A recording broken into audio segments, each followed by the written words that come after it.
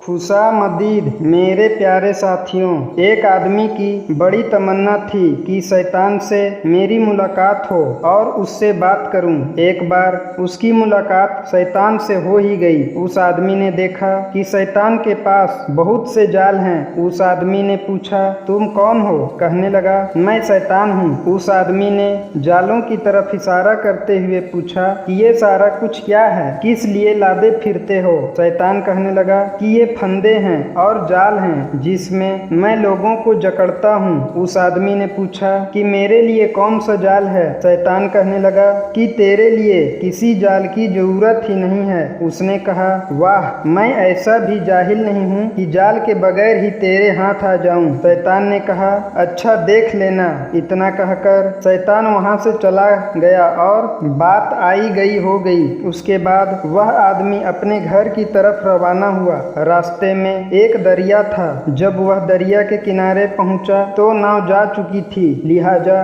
उसने फैसला कर लिया कि यह दरिया तैर कर पार करके जाता हूँ। जब वह आदमी दरिया में उतरने लगा तो उसने देखा कि दरिया के किनारे एक बुढ़िया जो हड्डियों की ढांचा बन चुकी है, लाठी लेकर बैठी रो रही है। आदमी ने पूछा, अम्मा जान क्या हुआ? कहने लगी कि मुझे दरिया के पार जाना है, नाव जा चुकी है, यहाँ रात गुजार नहीं सकती। मेरे बच्चे घर में अकेले हैं और मैं यहाँ अकेली हूँ। ए आदमी, तू मुझे भी किसी तरह साथ ले चल, मेरे बच्चे तुमको दुआएं देंगे। उसने कहा, मैं तुझे कैसे लेकर जाऊंगा? उस बुढ़िया ने कहा कि बेटा, मैं तो हड्डियों का ढांचा हूँ, तू मुझे कंधों पर उठा कर ले जा सकता है। उस आदमी ने कहा, नहीं नहीं, मैं नहीं ले जा सकता। बुढ़िया ने उसे बड़ी बड़ी दुआएं दी और कहा, तुम्हारा भला होगा, मेरे बच्चे अकेले हैं, मैं घर पहुंच जाऊंगी तो वे भी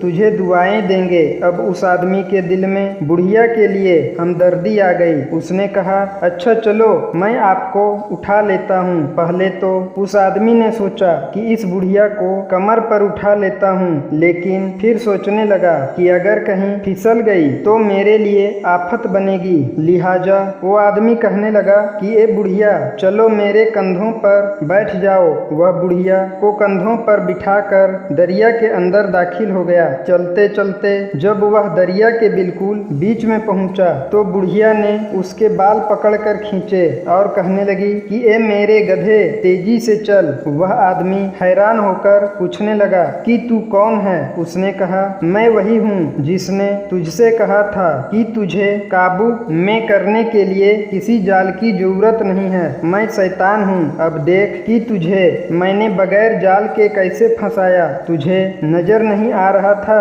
कि मैं गैर मरहम हूँ? तूने मुझे कंधे पर कैसे बिठा लिया था? और फिर शैतान ने उस आदमी को दरिया में ही डुबो दिया। उस आदमी की किस्मत कि उसने किसी तरह तैर कर अपनी जान बचाई, लेकिन उसे यकीन हो गया कि शैतान इंसान को किसी भी सूरत में आकर धोखा दे सकता है। इसलिए इंसान को कभी अपने पर भरोसा नहीं करना चाहिए और शैतान की तरफ से कभी गाफिल नहीं होना चाहिए।